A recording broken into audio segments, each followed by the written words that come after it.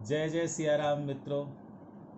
दोस्तों, आज ये एक बड़ा ही सुंदर दिन हमें देखने को मिला है। हमारे जनरेशन के तमाम लोगों ने बचपन में शिला पूजन देखा था। मुझे भी तब का स्मरण है जब मैं छोटा था और मेरे पूज्य पिताजी, दो किसी भी राजनीतिक गतिविधि में मैंने उन्हें जीवन पर्यंत कभी भी नहीं देखा, लेकिन जब शिला पूजन समारोह शुरू हुआ तो उन्होंने बहुत ही बढ़ चढ़कर भाग लिया और शिला की जो यात्रा हमारे क्षेत्र तक पहुंची थी उसके स्वागत में उन्होंने कुछ भी नहीं उठा रखा। और बचपन में तब हमने भी राम जन्मभूमि के कैलेंडर देखे। उसके बाद वो तमाम एक्टिविटीज़ भी शुरू हुई जो हम याद तो नहीं रखना चाहते, लेकिन वो हमारे बचपन की और बचपन से बड़े होने की स्मृतियों में बिल्कुल तो कभी भी नहीं भूल सकता। तमाम लोगों ने अपने जीवन की आहुति भी दी। कार सेवकों के ऊपर उनकी निर्मम हत्या कर दी गई जब उन्होंने विवादित ढांचा गिराया। लेकिन आज हमारी पीढ़ी के लोगों ने इस ऐतिहासिक क्षण को देखा, इतिहास को बनते हुए देखा। 500 सालों के ये जो जुल्म की कहानी अयोध्या के ऊपर लिखी गई थी, उसके ऊपर एक नव निर्माण, एक नया संकल्प हमने शुरू होते हुए देखा है। ये हम सब के लिए एक बड़ा ही गर्व का विषय है। और जैसा कि हम सब लोगों ने आज पूरे दिन ये चर्चा की, हमें तो लगता नहीं था कि अपने आँखों से अपने उम्र के अंदर ऐसी गतिविधि होते देखेंगे।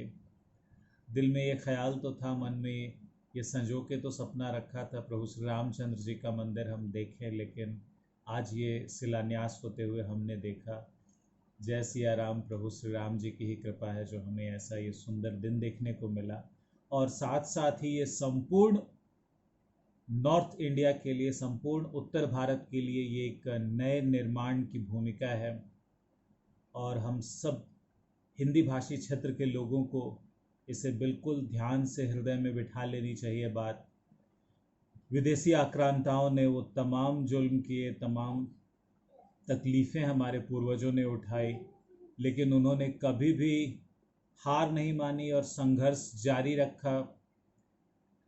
तमाम तरह के जुल्म होने के बाद भी ये देश आक्रांताओं के कल्चर को रजिस्ट कर सका। और जबकि ईरान से लेके इंडोनेशिया तक आक्रांताओं ने अपने जुल्म से संस्कृति का रंग बदल दिया, हमने अपना भगवा रंग, हमने अपना गेरुआ रंग, हमने अपना पीताम्बर नहीं छोड़ा और संघर्ष जारी रखा। जब मैं साउथ इंडिया जाता हूँ मुझे ये देख के बड़ा ही गर्व होता है। कितनी सुंदर मंदिर हैं, कितना सुंदर स्थापत्य है। और इसके साथ साथ कहीं ना कहीं हृदय में एक भूख सी उठती है कि हमारे नॉर्थ इंडिया में ऐसा कुछ क्यों नहीं है। तब मुझे याद आता है कि 800 सालों से लगातार मंदिरों को तोड़ा गया, लगातार सारे के सारे स्थापत्य, सारे हमारे आस्था के स्थल आक्रांताओं ने, इन्वेडर्स ने लगातार तोड़े। और उन अरब इन्वेडर्स ने अपनी जुल्म की, अपने आतंक का एक पूरा का पूरा कल्चर एस्टैब्लिश किया। बहुत अच्छा तो नहीं होता निगेटिविटी को याद करना, लेकिन इतिहास की विस्मृति करना हमेशा एक संभावना को जन्म देता है कि इतिहास फिर से दोहराया जाएगा। प्रभु श्री रामचंद्र जी का एक बहुत ही सुंदर वर्णन वाल्मीकि रामायण में मुनि वाल्मीकि ने किया है। और उन्होंने प्रभु के बारे में कहा है कि प्रभु के पास पीछे एक हथियार होता था, अस्त्र होता था और सामने ज्ञान होता था। ये हमारी संस्कृति का आदर्श है और इस आदर्श को हमें हमेशा याद रखना होगा। जब तक हम बलवान नहीं होंगे हमसे कोई मित्रता नहीं करेगा और हमारा बल हमारी भिक्षा से हमें नहीं मिलेगा। हमारे बल के लिए हमें तपस्या करनी होगी और हमें अपने आप को तमाम शस्त्रों से सुसज्जित करना होगा, चाहे वो विद्या का अस्त्र हो, चाहे वो तप का अस्त्र हो, चाहे वो आधुनिक हथियारों के अस्त्र हो। विद्या, धन, तप और हथियार, इन तमाम अस्त्रों से हमें अपने आप को सुसज्जित करके रखना होगा। तभी हम अपनी संस्कृति की, अपने परिवेश की, अपने धर्म की और अपनी माँ भारती की रक्षा कर पाएंगे और अपनी भविष्य की पीढ़ी के लिए एक सुनहरा भविष्य दे पाएंगे। बहुत सारे लोग कह रहे हैं आज कि मंदिर के जगह हॉस्पिटल बन सकते थे, स्कूल बन सकते थे। हॉस्पिटल, स्कूल, अनाथालय और वृद्धों के लिए निवास, ये सब कुछ बनते रहेंगे, लेकिन अगर हम जिस जगह पे खड़े हैं, हमारी अस्मिता, हमारी पहचान, हमारी आइडेंटिटी अगर ना हो, अगर हम ना हो, तो फिर हमारे लिए कोई भी धन, कोई भी हेल्थ, कोई भी एजुकेशन कोई मायने नहीं रखता। सबसे पहले हमारा वजूद, हमारी अस्मिता, हमारी identity, that is the most important thing. So my dear friends, though the temple is going to start now, but the biggest challenge is still to remember that we have to continue with the तप.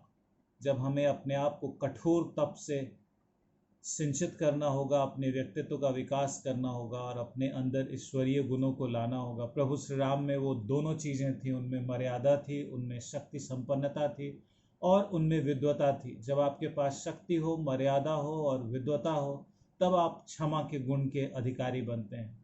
और तब उन्होंने बार बार शत्रुओं को क्षमा भी किया, सागर को उन्होंने क्षमा किया, लेकिन तब जबकि उनके पास शक्ति थी जिसके आगे सागर भी सिर झुकाता था और जिसके आगे पुराने ज़माने का आतंकवादी रावण भी सिर झुकाता था। तो अपनी शक्ति की पूजा आप और हम और पूरा देश कभी न छोड़े। शक्ति, मर्यादा और विद्या के साथ हम धर्म के पथ पर अग्रसर हों, यही आज हमें शिक्षा लेनी चाहिए, यही आज हमें संकल्प लेना चाहिए। जय जय सिया राम।